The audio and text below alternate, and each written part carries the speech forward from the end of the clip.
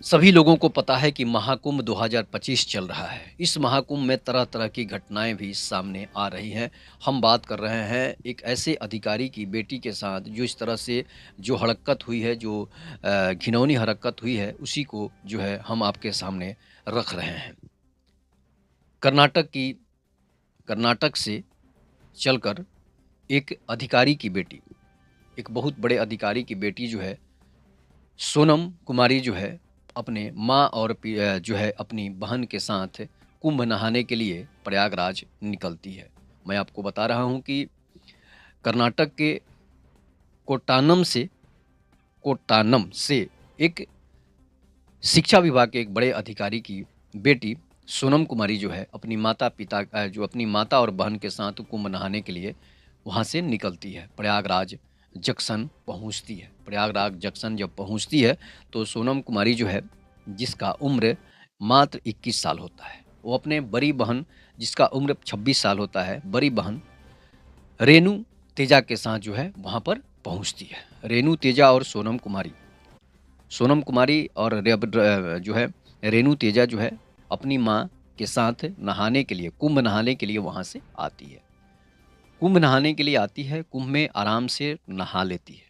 नहाने के बाद होता क्या है कि जो रेणु तेजा और सोनम कुमारी जो हैं, वो नहाकर एक सात संत के आश्रम में बैठ जाती है। सोचती है कि मम्मी नहा कर आएगी तो फिर हम लोग जो है यहाँ से चलेंगे। उसके बाद होता क्या है कि वो दोनों लोग जो है दोनों बहनें बैठकर इंतज़ार कर रही होती है। उनका एक छोटा भाई भी था जो साथ में आया हुआ था, तो वो मम्मी के साथ नहाने के लिए गया हुआ था। उसके बाद होता क्या है कि जिस जिस संत की कुटिया में वो बैठी हुई थी, वो संत नहीं था। वो एक पाखंडी था जो कि संत का भेष बनाए हुए बैठा हुआ था। वो बोलता है कि बेटी तुम लोग जो है क्या स्नान कर ली हैं? भगवान को प्रसाद जो है चढ़ा दी है या फिर भगवान को फूल जो है अर्पण कर दी है? तो वो बोलती है कि हाँ बाबा हमने जो है नहा लिए हैं, हम लोग स्नान कर लिए हैं और स्नान करने के बाद मम्मी और भाई जो है मेरा छोटा वो स्नान करने के लिए वहाँ गया हुआ है। तो साधु पूछता है कि तुम लोग जो है कहाँ की रहने वाली है? तो वो बोलती है कि हम लोग कर्नाटका से यहाँ पर आए हुए हैं और कर्नाटका से आए हुए हैं, मम्मी नहाने के लिए गई है और हम लोग नहाकर पूजा करके यहाँ पर आपकी कुटिया में आराम कर रहे हैं। मम्मी को बोले हैं किसी कुटिया में आपको आ जाना है। उसके बाद थोड़ी बहुत लेट होती है, मम्मी उसकी नहीं आ पाती है, आधे घंटे हो जाते हैं, मम्मी नहीं आ पाती है। तो सोनम कुमारी जो है वो वहीं रहती है और बोलती है कि मैं अपनी बड़ी बहन रेणु तेजा को बोलती है कि तुम जाकर मम्मी को देखो और हम यहाँ पर बैठे हुए हैं, संत बाबा से बातें कर रहे हैं। तो रेणु देवी तेजा जो है वो वहाँ से चली जाती है और मम्मी को खोजने के लिए घाट पर चली जाती है। उसके बाद जो है सोनम कुमारी जो है सोनम कुमारी जो 21 साल की थी, उन सब अविवाहित लड़की थी, शादीशुदा नहीं थी। उसके बाद होता क्या है संत जो है बोलता है कि बेटी तुम यहाँ से चलकर मंदिर से जो है घूम आओ। तो मंदिर घूमने के लिए चले जाओ और मंदिर घूम कर आ जाओ। उसके बाद होता क्या है कि वहाँ से वो मंदिर घूमने के लिए साधु जो है उसे ले जाता है। तो मंदिर साधु जो है मंदिर को घुमा देता है, पूरा मेला जो है सोनम कुमारी को वो घुमा देता है। उसके बाद क्या होता है कि संत बोलता है कि चलो यहाँ से कुछ दूर और चलोगी तो एक जंगल है, जंगल में भी एक बड़ा जो है संत का कुटिया है और उस संत के भी दर्शन तुम कर लेना। उसके बाद उस संत को दर्शन कराने के लिए वो उस लड़की भोली-भाली लड़की थी, कर्नाटक की रहने वाली थी। बिहार, यूपी की लड़कियाँ जैसी नहीं थी उनका दिमाग जो है। तो पता ही है आपको कि साउथ के लोग काफ़ी सरल और सीधे होते हैं, शांत से स्वभाव से शांत होते हैं। तो इस तरह से वो उन साधु की बातों में पड़ जाती है और साधु नहीं था, वो एक पाखंडी साधु था। उसके बाद क्या होता है कि वो उसे लेकर वहाँ से जंगल में चला जाता है और जंगल में जब पहुँचता है तो देखती है कि भाई यहाँ पर तो ना मंदिर है, ना कोई संत का कुटिया है। जंगल में सिर्फ़ और जो है जंगल ही जंगल है, साधु ले कहाँ जा रहा है। उसके बाद साधु उसे एक ऐसी जगह पर ले जाता है जो सुनसान इलाका होता है, जहाँ पर कोई नहीं होता है, जहाँ पर एक छोटा-सा खंडहर की तरह पड़ा हुआ था। लगता था कि वो किसी की जो है आदिवासियों की या फिर जंगली जानवरों के या फिर रहने के लिए जो है जंगली लोगों के लिए घर जैसा था। उसके बाद वो वहाँ से जंगल में उसे ले जाता है और उस साधु की गलत नज़र जो है वो सोनम कुमारी पर था।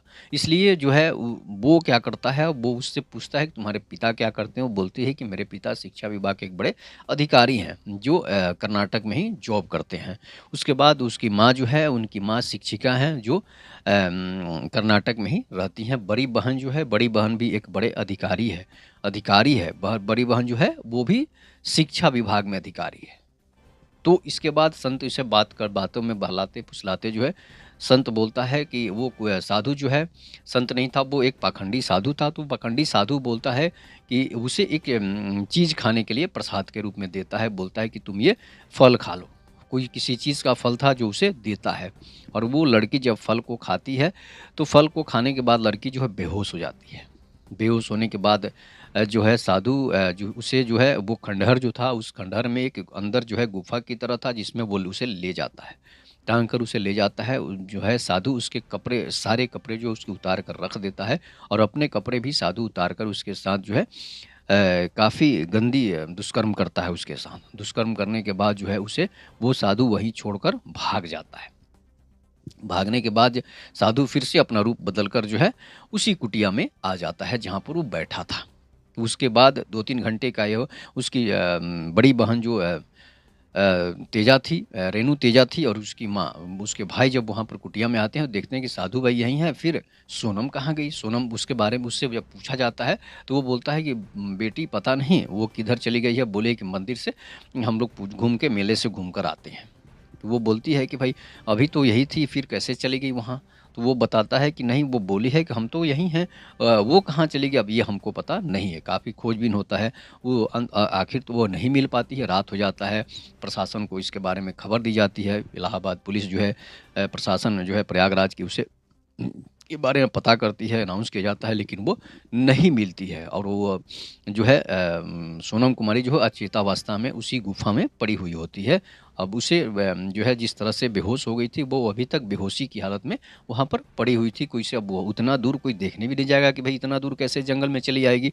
उसके बाद उस संत को जब पकड़ा जाता है, संत को लाठी डंडों से जब पिटाई होती है, लात घूँसों की जब पिटाई होती है, तो वो संत बताता है कि यहाँ पर जो है हमने उसे यहाँ पर देखा है। तो वहाँ पर वो ले जाता है जंगल में, उस कुटिया के उस खंडहर के पास भी ले जाता है, फिर उस गुफ़े में वो सभी लोगों को ले जाता है, तो देखता है कि सोनम कुमारी के तन पर कपड़े नहीं हैं, वस्त्र नहीं है और वो चेतावस्था में अभी तक पड़ी हुई है। तब तक 10-11 रात बज जाता है, जब पुलिस की फिर से पिटाई होती है, लात घूँसों की जब बरसात होती है, तो वो बोलता है कि इसके साथ हमने ये दुष्कर्म कर दिया है, इसके साथ हमने गलत काम कर दिया है। उसके बाद उसे पुलिस अरेस्ट कर लेती है। अरेस्ट करने के बाद पुलिस उसे लात घूँसों की काफ़ी पिटाई होती है और सोनम कुमारी को हॉस्पिटल ले जाया जाता है। हॉस्पिटल में उसे दवा दी जाती है। उसके बाद जब उसे होश आता है, तो वो सारी बातें जो है बताती है।